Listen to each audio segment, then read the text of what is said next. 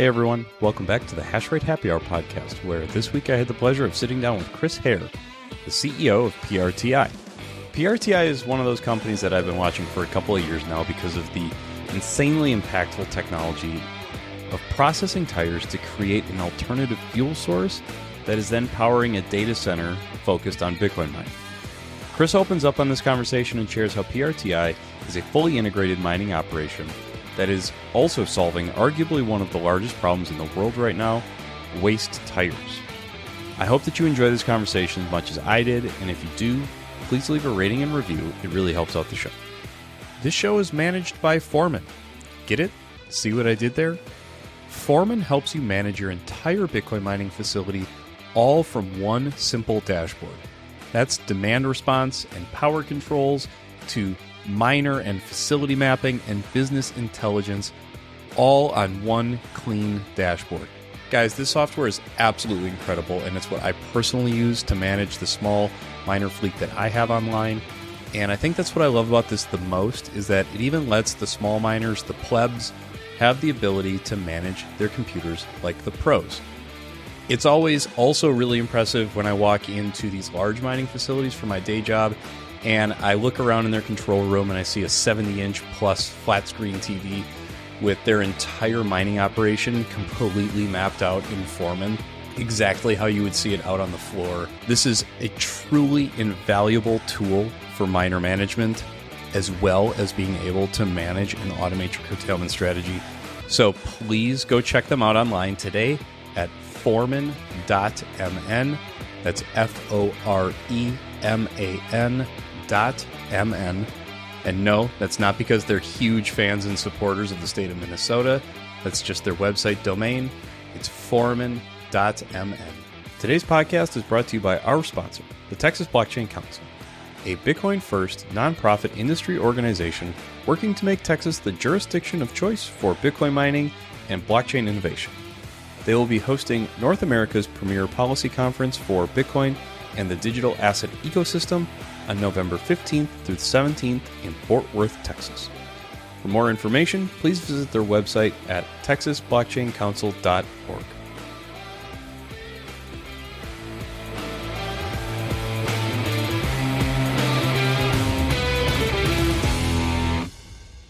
Hey everybody, welcome back to the show. Like I said in the introduction, I'm here with Chris Hare, the CEO at PRTI. Chris, welcome to the show. Thanks a lot. Thanks for the invite. Nice to be here. And I say this on almost every episode, but I am especially excited, Chris, to have this conversation with you. PRTI, you guys are one of those companies that what you are doing, the problems you are solving is so unique and so, it's cool. And that's like the biggest understatement I can possibly come up with. But what you guys are doing is so phenomenal. So I am very excited to chat with you today. You know, look, the reality when you're involved in a business is hopefully you think it's cool too, right? So, you know, and so the challenge is that my objectivity went out the window a long time ago. And so it's always fun to talk with someone who says, hey, I've heard about what you guys are doing and I really like it. And, you know, that kind of, you know, that kind of keeps you motivated on bad days. And on good days, it's just nice to hear. So thank you for that. Oh, of course. Yeah. So where I like to start in the conversation, Chris, I think it just helps put a good perspective on the rest of the conversation is I'd love for you to walk through your background and how that led you to where you are today with PRTI and some of the things that you're doing. So I'd love to hear like how you got to where you are today. You know, it's kind of weird because, you know, one of the things that we say to our team here is, hey, look, take the name off your own resume and read the resumes of this group and realize that, you know, it's kind of a really unusual group of people with weird and wonderful backgrounds. And, you know, I kind of feel the same with my resume. I've ended up with doing all sorts of things in different industries that when you look back on it, you think, okay, I know there was a logical path, but I can't see it. Right. And I think that's the reality of most people's career history these days is, you know, my eldest is at college. My twins are about to start going to college. And, as you talk to folks that have got college age kids, you realize that they pick a major and then they change it 3 or 4 times. Mm-hmm. And honestly, that's a bit reflective of all of us in industry. You might start in one vertical and wind up in a completely different space over the course of your career, and that's okay, right? That creativity is kind of a fun journey. So yeah, I mean, I grew up in the UK. I did some schooling in industrial design, and then wound up doing a couple of master's degrees in management. But my real lessons and real learning was that out of school, I worked for a company that today is a part of Northrop Grumman. In those days, it was called Lucas Industries. It was a British aerospace and automotive company. And I kind of grew up through the front office of a factory environment. So I was kind of a factory rat and very involved in making things. Sure. And physically making things, because usually the last few days of the quarter or the last few days of the month, it was all hands on deck, and you went and figured out how to work a machine, whatever that machine did. And your colleagues on the production line would laugh at you because your efficiency was awful, but you were still better than not being there. So after that, I got involved in building factories in China and Austria, starting up a distribution network in Scandinavia. So from the UK, traveling to Denmark, Sweden, Norway, Finland, France, Germany, etc., most of Europe. And what that taught me along the way was to really how to work with a team, how to be part of a team, and then ultimately how to lead a team. In moving to the US 27 years ago now, it was as a result of working in the US for the prior 5 years on and off. And we got involved in relocating the headquarters of our business, of our organization. And then I was asked to come run a big chunk of that in Virginia. That was in the user interface space. We got involved in a lot of telecom stuff. We had a lot of work with people like Ericsson, Motorola, Nokia, who were huge in the day, pre-smartphone. And as a result of that, I had a detour where we built an MIT spin-off with a really good friend of mine, who was an MIT professor who'd previously headed ergonomics at Apple. And we built a company that would ended up being sold to a division of what is now Microsoft. Then I got asked to run a big chunk of the supply chain at Sony Ericsson. One of my good friends from those days asked me to come and help figure out the supply chain. So I moved to North Carolina. And in those days, my group was responsible for building about 80-something million mobile phones a year. Oh, and so there were a lot of moving parts, and they were all over the world, and it was complex. But at the end of the day, it taught me a lot about the value of cross-border teamwork and really how to grow a business and how to build a modular business. And that's the modularity is a theme that we'll come back to in the discussion at PRTI. Another theme at the time was intellectual property. So we were heavily involved in IP, patents, trademarks, all that stuff. And, that's again been part of my background. In terms of PRTI, I'd been doing a bunch of consulting worldwide. And I met an entrepreneur, a very successful entrepreneur locally in North Carolina called Jason Williams.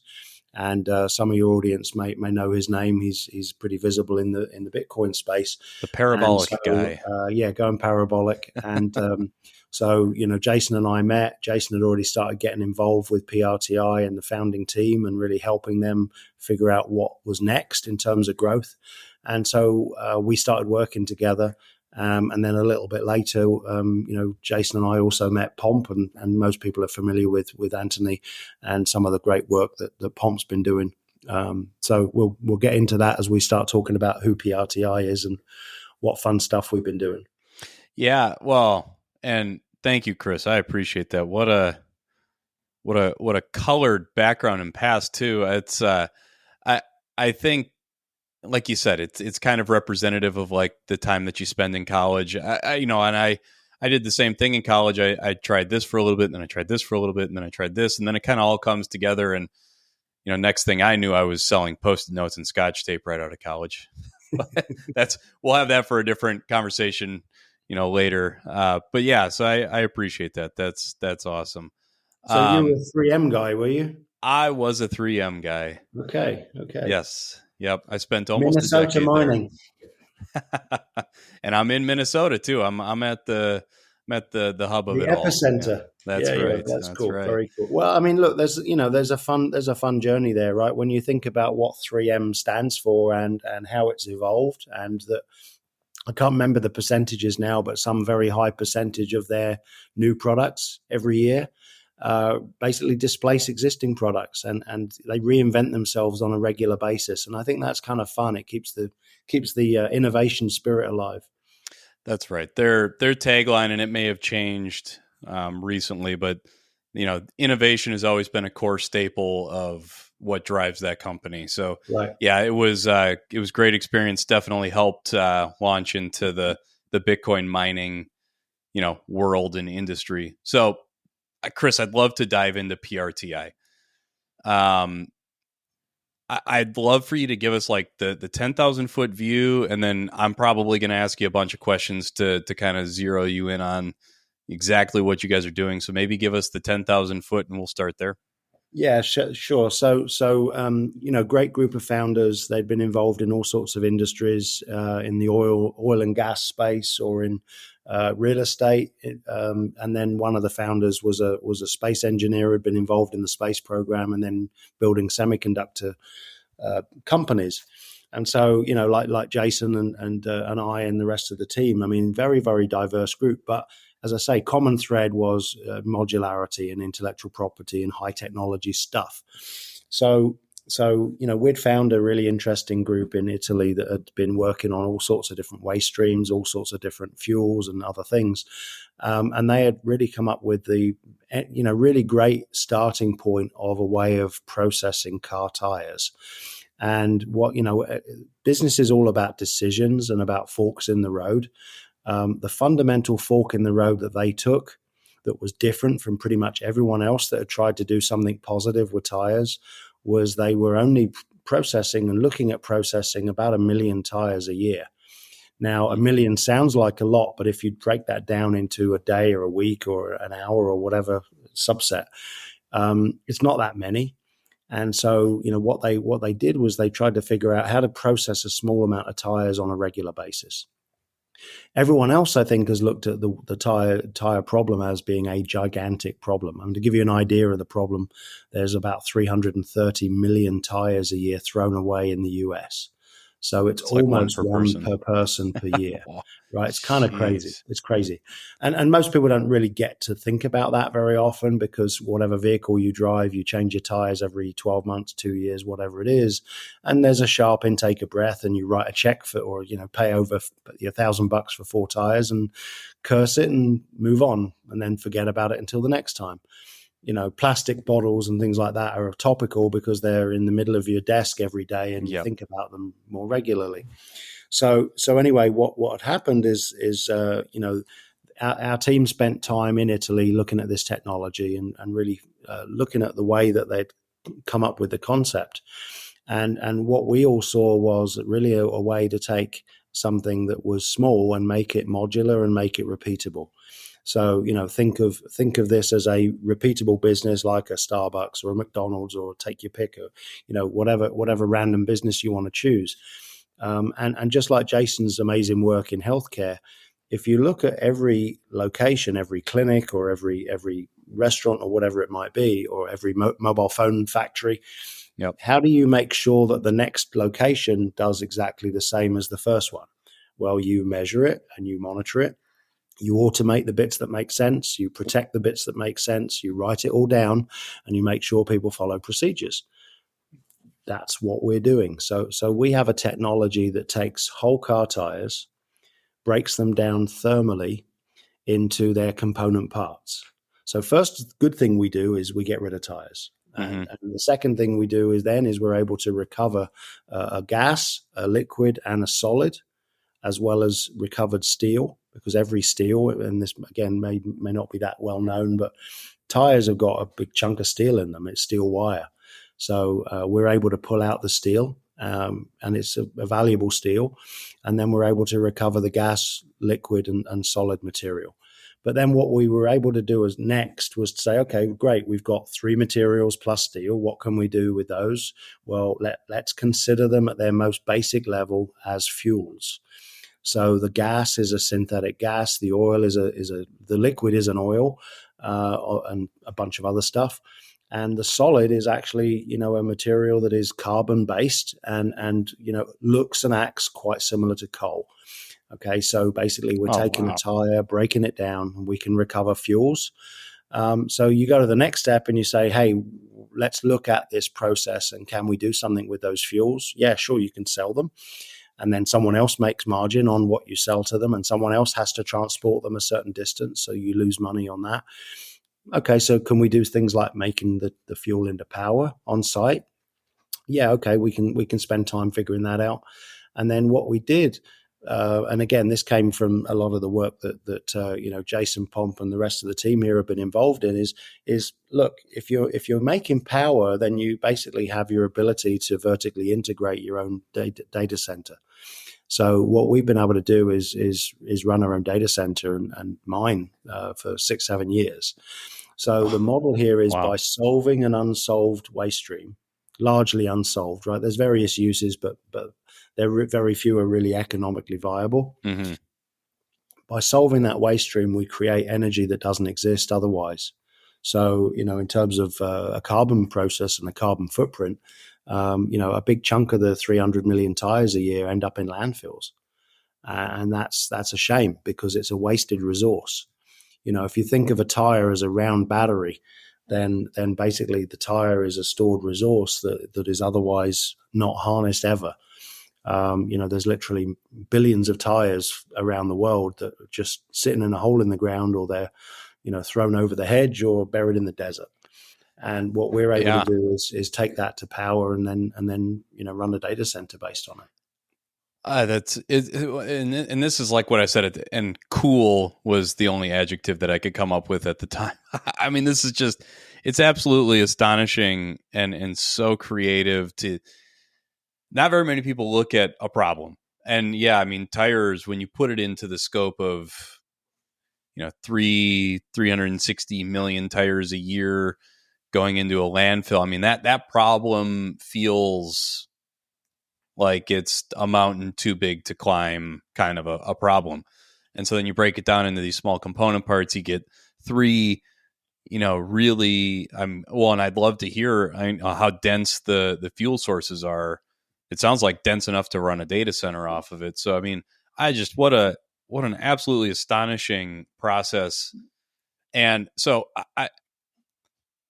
you touched on a couple of things I was curious about. And one of the things that I was curious about was how steady is this electricity that you're generating? How many megawatts are you guys able to produce at a site? Like, what's the right sized form factor for this type of an operation? Yeah, so you're talking about one single site, and I think of this, again, show my age maybe, but if you go back to the first Back to the Future movie, yeah. At the very end of that movie, the doc is chucking the household trash in the back of the DeLorean to make it go, okay? Because they figure that out, and now this thing flies as well, right? Shoving bananas and garbage. Yeah, it's all sorts of So we don't do the flying car bit just yet, but think about it like this. If you've got a community of a couple of million people, you've probably got a couple of million tires based on the one per person per year, right? With the exception of Manhattan or San Francisco. There's a few pockets of the country that are less car users than the rest of us. But in any case, so talk about the mass market. Mm-hmm. If you can solve that waste stream in the community, not only are you harnessing that energy for the community, you're also then solving a transportation problem. Right? Because if you don't solve those tires in that community, what happens to those tires? Well, some of them might go into a landfill in the locality. So you've got, a land use and environmental issues and permitting and all that good stuff. But if that doesn't happen, what's happening is they're getting on a truck and they're moving around the country. And, wherever they're going, they're on the road, in some cases for many, many miles.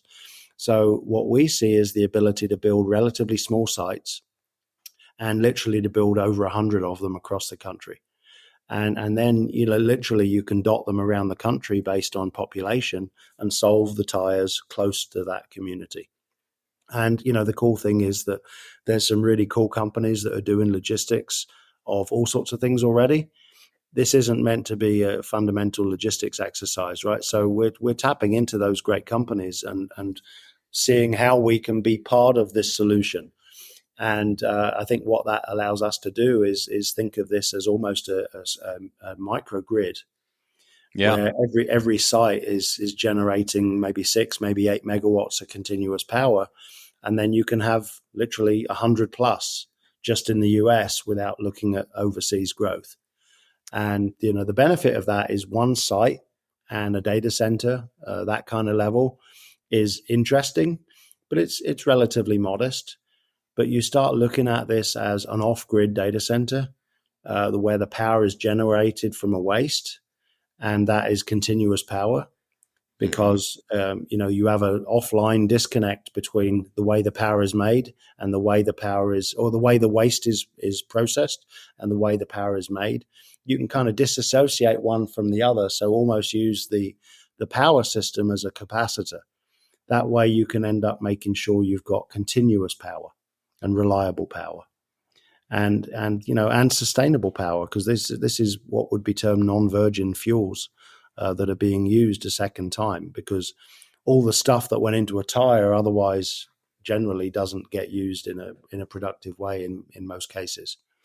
No, I think I think back to like the only thing I can wrap my head around or remember seeing like waste tire use case was like the stuff that you see at a playground or baked into like the turf on a what I don't remember what the name is. There's a name for it. AstroTurf, or I'm drawing a blank on what the like tire crumb. Is that they call it crumb rubber? I mean, crumb rubber. Thank you. There's challenges, right? Because if you chop up tires, right, then first of all you've got to figure out what to do with the steel, right? So the steel wire in a tire is a challenge, and you've got to, if you can get it out, you can gain value from it. Chopped up tires, there's a value to that in terms of energy. But it's kind of hard, and it's it's generally been seen as a bit of a challenge across the country. The sports field material has got its own questions, and the government and others have looked at, okay, is this safe? Is this good for people? Is this good for kids? And I think there's quite a lot of studies that are drawing that into question, and I think that will continue. There's a lot of different materials that go into a tire, and I think some of them are better for you than others. I would imagine. We were watching a football game this weekend, actually, out in Boone, North Carolina, and there was some conversation about what does artificial fields do to players' injuries. So there's a lot of different things around those artificial fields that may change the market. Look, that doesn't matter, because the reality is we're only getting started with our growth. So we've got a long way to go before we arm wrestle over a few tires. Yeah. There's a big mountain that has got to be dealt with before we worry about the loose ends. Sure. Well, I mean, the other thing to keep in mind is like, look, you go chop up the tire, you figure out how to get through the steel, and you chop up the tire, right? And you still have the tire. Unless people start turning their front yards into AstroTurf with crumb rubber, you're not really solving that problem. And again, there's a lot of tires, right? So the reality is we don't expect to solve all the tires for everybody.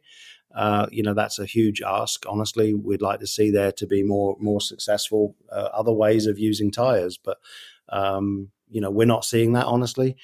Equally, we're also not seeing a whole lot of near future announcements for non-petroleum tires.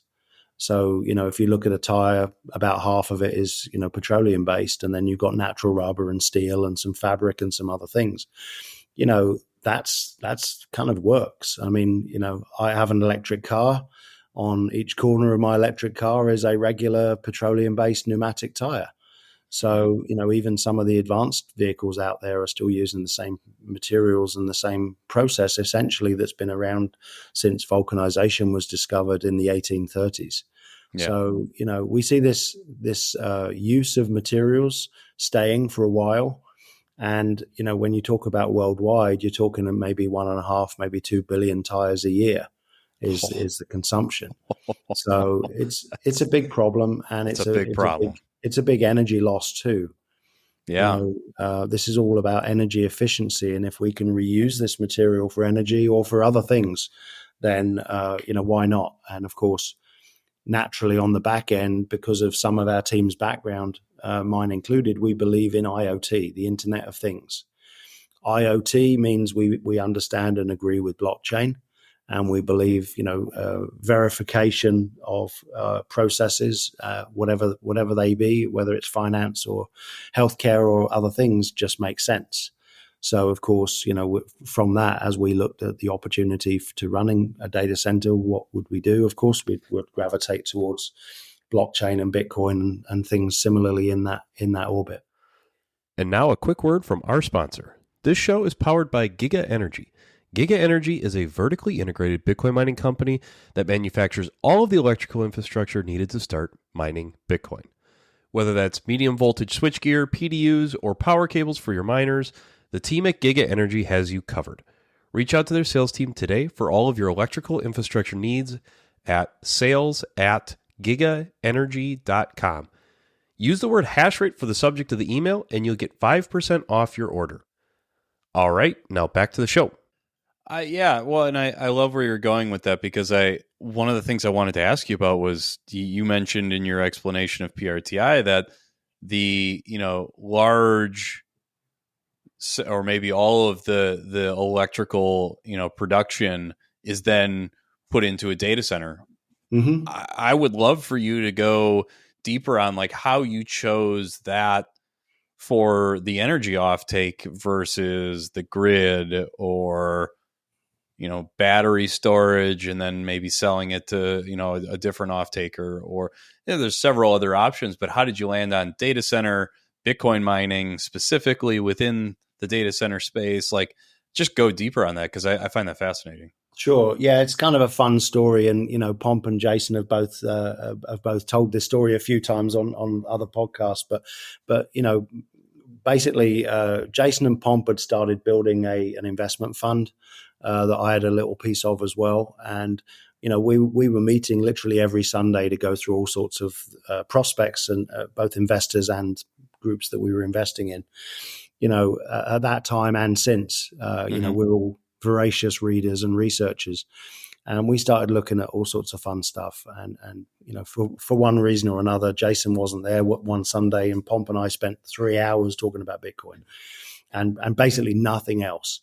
And the following day, Jason and Pomp were driving to Charlotte to go buy a McDonald's, which is a whole another discussion. But they were turning into a laundromat of all things, and which was again is another fun conversation. But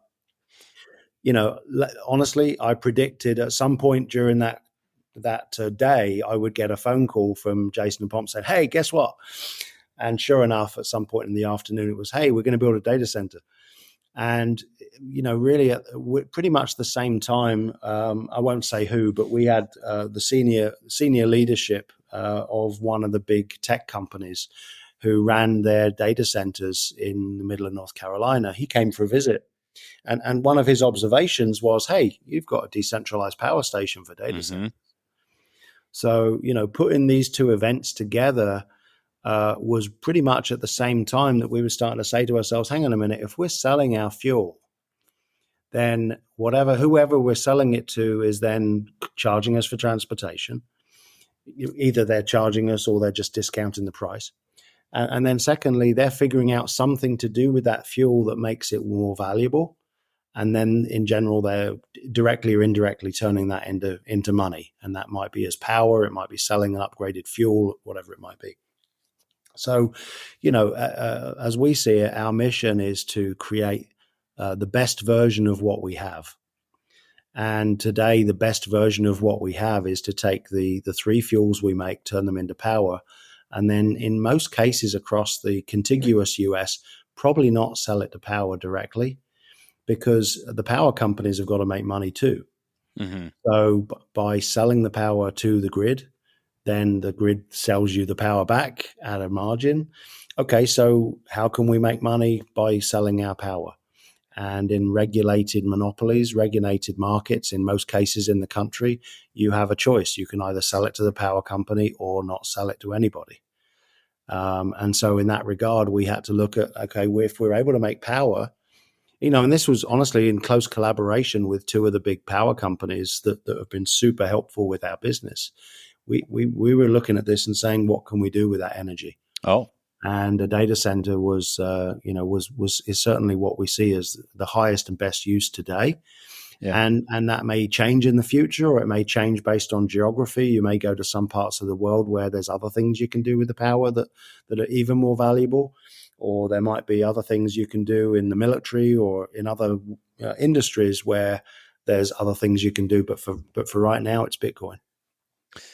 Oh, that's awesome. I mean, you guys have even talked to the power companies. What I find interesting is how nuanced it gets when you start to actually try to sell power back to the grid. I think, the common narrative is, well, you just put solar panels on your roof, and when you're not using it, sell it to the grid. It's like, well, that's even at that small like house rooftop solar, it's not an easy thing, and power companies actually aren't that excited about it. So it's hard, right? Solar's photovoltaic cells are fairly inefficient. It's a fairly low percentage of conversion, and you have to have them pointing in the right direction, and it has to be daylight, just as a added complication.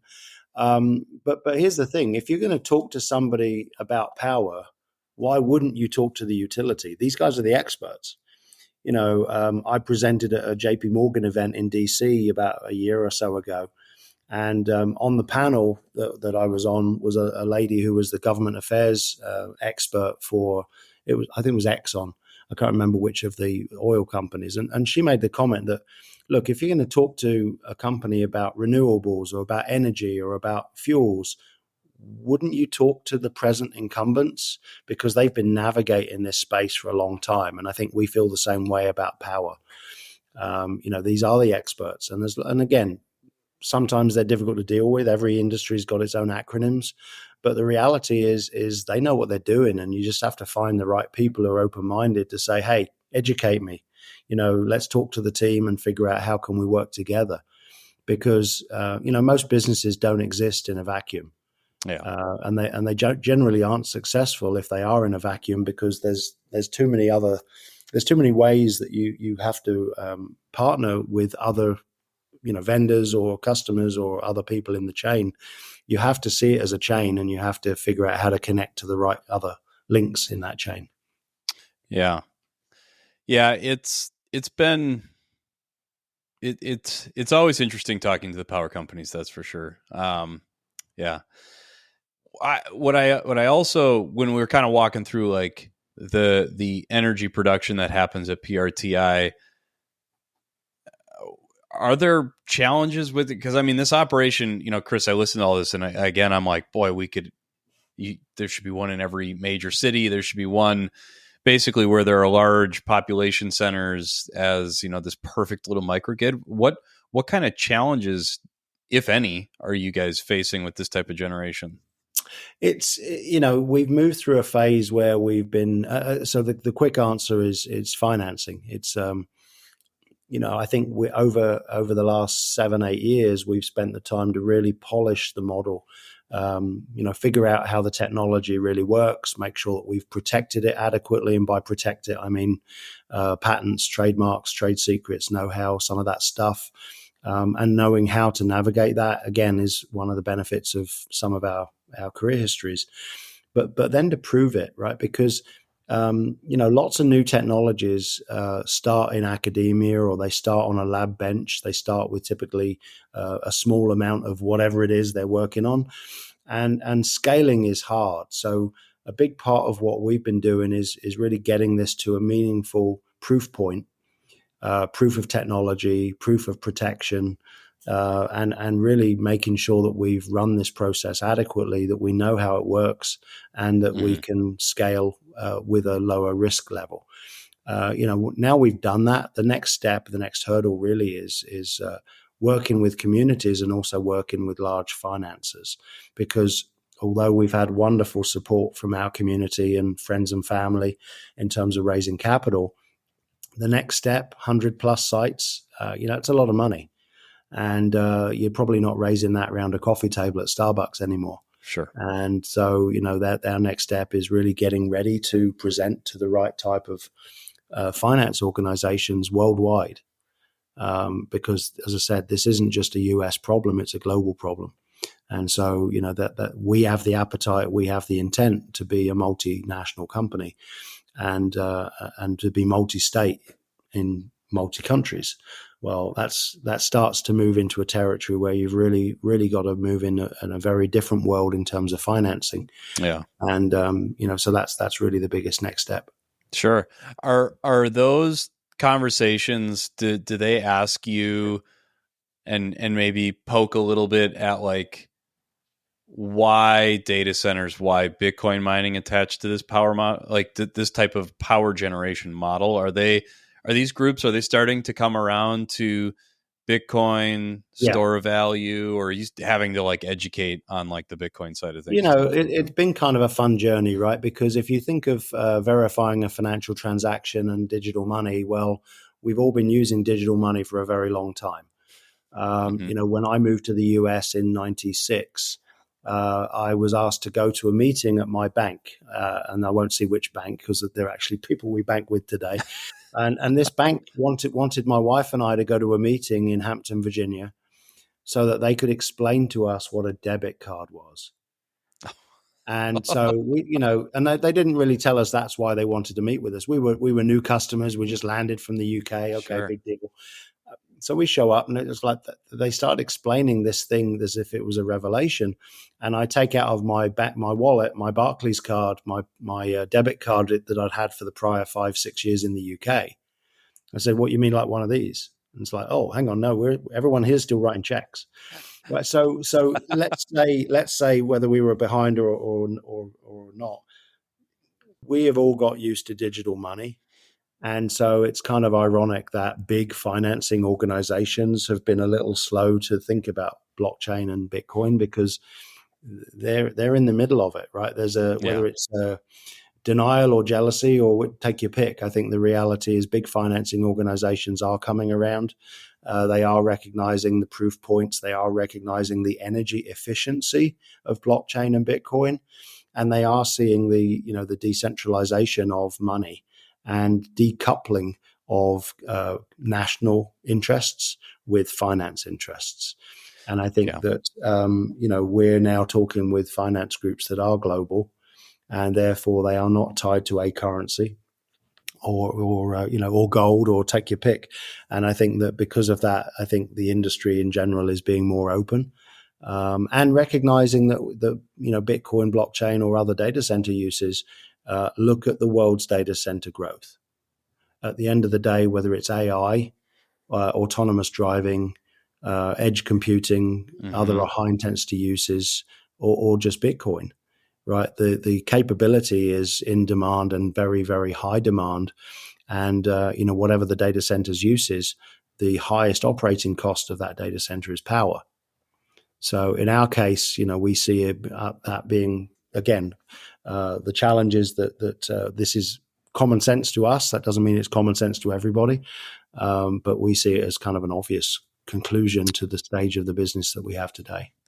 Yeah, I think you guys also do a good job combating kind of the biggest and worst narrative around Bitcoin, which is that the mining uses too much electricity, consumes too much electricity. So I think you guys, are kind of, you come to the table, and that's a moot point, because you guys are the generator.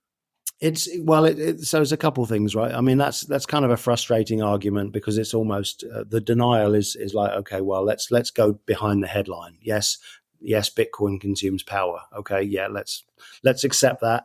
Yeah. Let's not push back on it. Let's just accept it. But hang on, what is that process replacing? right? If I wire money to friends or family in the UK, what digital hands does that money go through? Where are the costs? Where are the bottlenecks?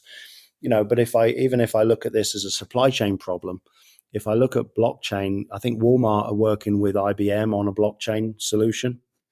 And 5 years ago, if I went into a Walmart and I bought an avocado and I got it home and opened it up and the avocado was bad and I rang the store, they would be able to trace that avocado from my store in North Carolina back to the distribution, back to the farmer, back to the field in wherever the avocados were grown, and basically say, okay, this field or this line of plants is making bad avocados. Okay.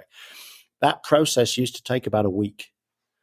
And imagine how many people were involved in checking that spreadsheet or that supply chain or that verification, and how much energy was used by all of those people.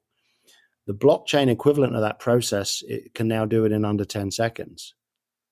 And yes, it uses energy, but how much energy did it used to take? Right. And I think that energy comparison, that friction that it used to take compared to Bitcoin means that even if Bitcoin's taking some energy, it's a fraction of what it's saving. And that saving is not usually shown in the headline of the way people talk about energy consumption of data centers or Bitcoin mining in general. I think that's the challenge, not just a Bitcoin problem, but an everything problem. You cannot boil everything down to a 10-word soundbite. You have to kind of go, okay, let's double click on that. Let's go and do more than 8 seconds of research to figure out there's more to this than meets the eye. Let's try and understand a little bit more that behind the soundbite. Yeah. And the other thing that I like, there's a couple things that come to mind. It's like, first, I think whoever helped kind of craft the Bitcoin uses too much energy narrative, I wonder if they're going, because HPC and all the other data center activity is starting to get some attention. And I do wonder if they're going, the narrative we spun up for this Bitcoin thing actually applies to everything else that goes on in this world. Yep. Up to and including the selfies and the TikTok videos that they probably watch. So yeah, it's a funny narrative. The jealousy may be spin. I agree with you. And I think that's, and again, whether it's incumbents of whatever the incumbent field is, whether it's energy or power in general, or oil and gas or whatever. Look, that's happened many, many, many times. My twins just finished required reading and studying of the book 1984 by George Orwell. Which when I read it, it was a prediction of the future. They're reading it now and saying, "Oh, that's history. You remember 1984, Dad, right?" and I think that the fun part of that conversation, though, is that the manipulation by powers, seen or unseen, that's not new. That propaganda machine has been working for thousands of years. You just got to figure out how do you move past that, and how do you kind of clear the fog in front of people's eyes so that they see the truth for what it really is. And I think that's I think Bitcoin is going to be seen as something that is obvious. It's obvious to some of us already. It's going to be obvious to most people shortly. Yeah. Absolutely. I think the other thing kind of behind the Bitcoin mining and energy usage is people who are Bitcoin mining. When I talk to the other companies that are Bitcoin mining, one of the main threads that most companies are focused on is the source of the power, which again is and I know I've said it like 3 or 4 times. That's what's so exciting about what you guys are doing is you are that source of generation. I think Bitcoin mining is just going to move up the stream of all the different energy sources. You've got oil and gas with the flaring, or just taking a percentage of that natural gas that you're producing from those sites and dedicating that to Bitcoin mining, and then electrical companies plugging that in as a tool for the grid to help balance out the renewables in the portfolio. And then you guys are this standalone. You have the fuel, the generation. You guys are just kind of all in one package, which is is really cool. I think there's a simplicity to being vertically integrated, right? It means you're relying on fewer people on the front end and on the back end, and I think that's helpful in order to kind of put your arms around the business. I think that again, when Bill Gates and others were making bold internet predictions 25, 30 years ago, everyone was saying, "Oh, they're crazy. We're never going to be shopping online," right? I think that what we see, whether it's Bitcoin, blockchain in general, present discussions about artificial intelligence, the reality is the needs for high intensity computing will continue to expand because we have not stopped innovating as a race. Okay, and there's other things we can do, and we're going to be even more focused on efficiency and on renewables, and basically not just renewables because it's a good thing, but also renewables because it's actually the green thing in terms of money. Efficiency improvements in industry are not just driven by a desire to be environmentally sound. It's about margin. Yeah.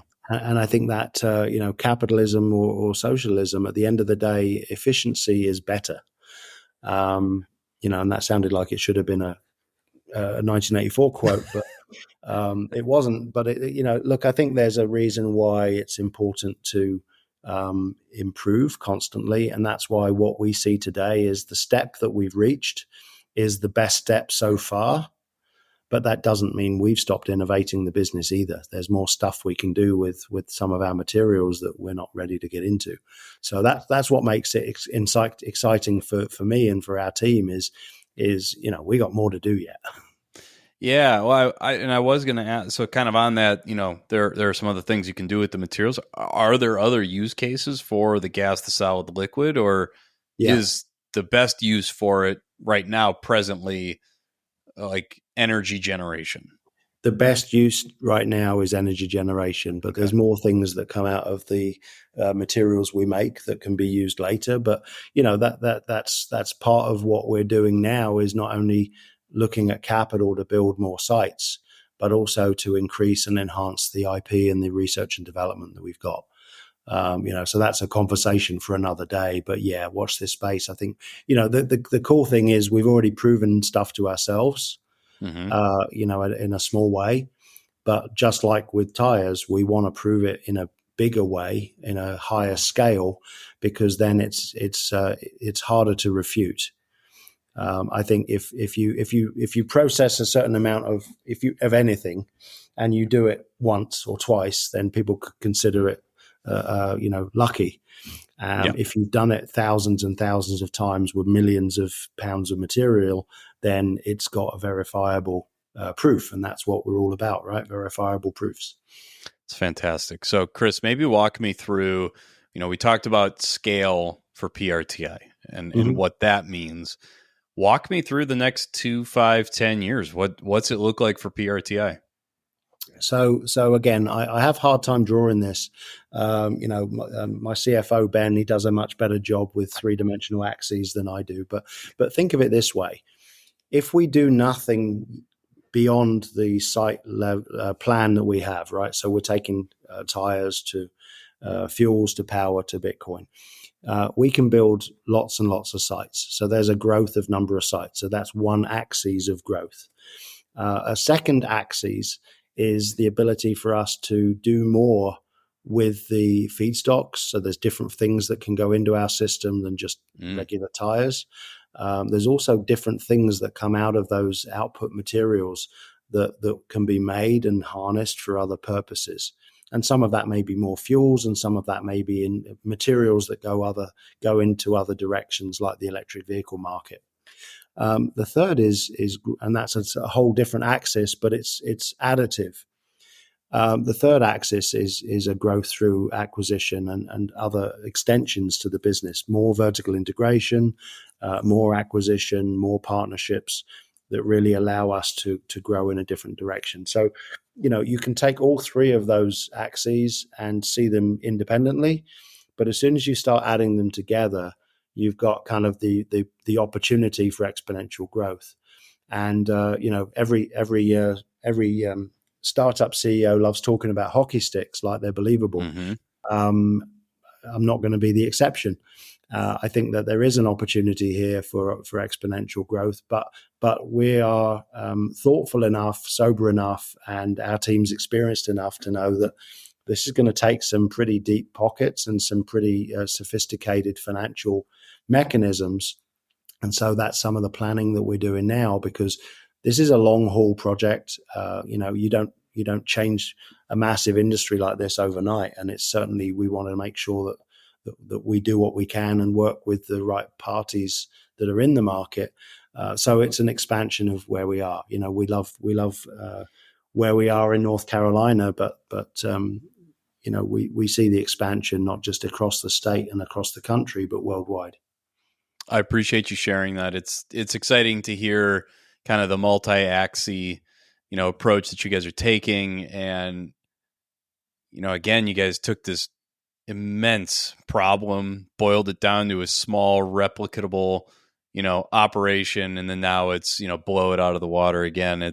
It's insanely awesome to watch and to hear about. So thank you. I do want to just keep a tab on the time. You've been very gracious with your time, Chris. I'm literally pulling you away from like meeting with investors and running around, with your team. So what I like to ask at the end is for you to give some kind of a handoff for the audience. I want them to be able to get in touch with you if you so choose, or PRTI at large. Point the audience to where they can find more about you guys. Yeah, please. Thanks. And thanks for your time too. I know this is, it's a fun story to tell, and hopefully a half decent one to hear. We're very much, B2B rather than B2C. So it's nice to have an audience that's probably a mix of both. We love it when people reach out and ask questions. We'll answer them as best we can. Our website is PRTITECH.com. So PRTITech.com. Feel free to take a look around. We're proud of what we've done. We're just getting started. And, in a small way, we hope to save some energy and use some energy in a way that's not been done before. That's awesome. Chris, thank you so much for this. This was an absolute blast. I look forward to watching everything that you guys do and the growth. I'm excited to see the hockey stick growth from you guys. Thank you very much. Really appreciate it. Yep. You take care.